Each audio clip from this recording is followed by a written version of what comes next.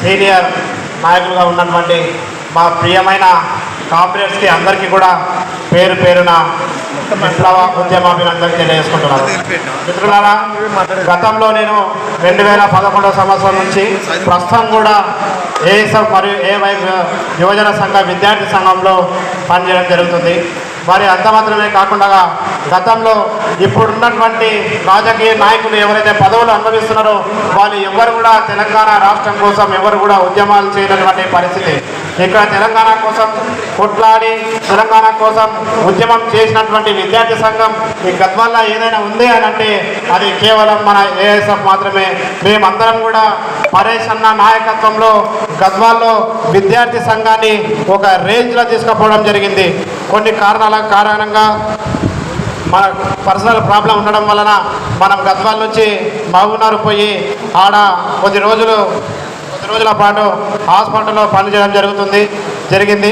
Partha dental హాస్పిటల్లో పనిచేయడం జరిగింది. వాస్తవానికి మహబూబ్నగర్ నాకు కొత్త ప్రాంతం, ఎవరు పరిచయాలు లేవు, ఏం మాట్లాడాలో తెలియదు. కానీ అక్కడ కూడా మన పార్టీ సిపిఐ పార్టీ ఉంది, అక్కడ కూడా మన విద్యార్థి సంఘం ఉంది. అక్కడ మన సంఘం వాళ్ళ నాయకుల ద్వారా నాకున్నటువంటి సంఘం నేర్పించినటువంటి ధైర్యంతో అక్కడ క్యాంపులు పెట్టి మహబూబ్నగర్ జిల్లా ఏదైతే ఉందో దేవరకద్ర, జర్చల్ల, భూత్పూర్, నవాబ్పేట, కోయిల్కొండ ఆ ప్రాంతాల్లో ఎక్కడైతే ఉందో ఆ ప్రాంతాల్లో అన్నిటి కూడా క్యాంపులు పెట్టి సేమ్ ఇక్కడ ఉన్నటువంటి జనాలు ఎంతమంది ఉన్నారో అక్కడ కూడా అంతేమంది జనాలని గ్యాదర్ చేసి అక్కడ మాట్లాడడానికి నాకు నేర్పించిన సంఘం ఏదైనా ఉందంటే అది కేవలం ఏఎస్ఎఫ్ మాత్రమే. ఇంకొక ప్రాముఖ్యమైనటువంటి విషయం చెప్పాలా ప్రియమైన కామ్రేడ్స్ ఏంటంటే, ఒక వ్యక్తిని నమ్మితే ఒక వ్యక్తి మోసం చేయొచ్చు, అవసరం అనుకుంటే ఒక కడుపులో పుట్టిన ఒక అన్న ఒక తమ్ముడు కూడా మోసం చేయొచ్చు. కానీ సంఘాన్ని నమ్ముకుంటే సంఘం కూడా ఏ రోజు మోసం చేయదు. సంఘం మనకి ఏదో ఒక విధంగా అది దారి నడుపుతుంది. అది ఏ విధంగానైనా సరే, ఒక ఉద్యోగం రూపంలో కావచ్చు, లేకపోతే రాజకీయ రూపంలో కావచ్చు, ఇంకా అనేక రకాల రూపంలో మనకి సంఘం మనకు న్యాయం చేస్తుంది. నాకు కూడా చాలా బాధాకరమైన విషయం ఏంటంటే, గతంలో విద్యార్థి సంఘం అంటేనే ఏఐఎస్ఎఫ్ అని బెటాలియన్లో ఉన్నటువంటి పోలీసులు కూడా మాకు ఫోన్లు చేసి చెప్పడం జరుగుతుంది. ఎవరు ఏఐఎస్ఎఫ్ విద్యార్థి సంఘం నాయకులు వీళ్ళే ఉద్యమాలు చేస్తున్నారు, మిగతా రాజకీయ నాయకులు ఎవరు కూడా కనపడడం లేదని పోలీసు వాళ్ళు కూడా మాకు చెప్పడం జరిగింది. ఏ రోజైతే మా విద్యార్థి సంఘం స్ట్రాంగ్గా ఉందో కాలం ప్రతిదానికి సమాధానం చెప్తుంది. ఒకసారి అది హెచ్చు, ఒకసారి తగ్గు. గతంలో ఉన్నటువంటి కేసీఆర్ కూడా పక్కకు పెట్టినటువంటి కాలం ఇది, పక్కనే ఉన్నటువంటి జగన్మోహన్ రెడ్డిని కూడా పక్కకు పెట్టినటువంటి కాలం ఇది. ఈరోజు మా సంఘం లేకపోవచ్చు, కానీ భవిష్యత్తులో మా సంఘం గద్వాలలో పక్క ఏదో ఒకటి సర్పంచ్, ఎంపీటీసీ, జెడ్పీటీసీ, కౌన్సిలర్లు, వార్డు మెంబర్లకు ఓడినా గెలిచినా పోటీ చేసే బాధ్యత మేము కూడా తీసుకుంటామని ఈ అందరికీ కూడా సభాముఖ్యంగా తెలియజేస్తున్నాను.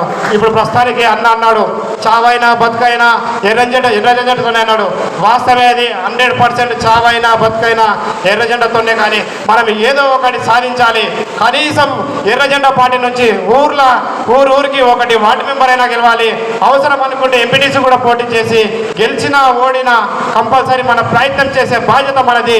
మనం ఎప్పుడైతే జనాలలో వెళ్తామో మన పార్టీ మనల్ని అందరూ కూడా గుర్తించాలని ఈ యొక్క అవకాశాన్ని ఇచ్చిన మీ అందరికీ కూడా ప్రత్యేకంగా ధన్యవాదాలు తెలియజేసుకుంటున్నారు. మరి ప్రాముఖ్యంగా లాస్ట్ ఒక మాట చెప్పడం ముగిస్తున్నాను.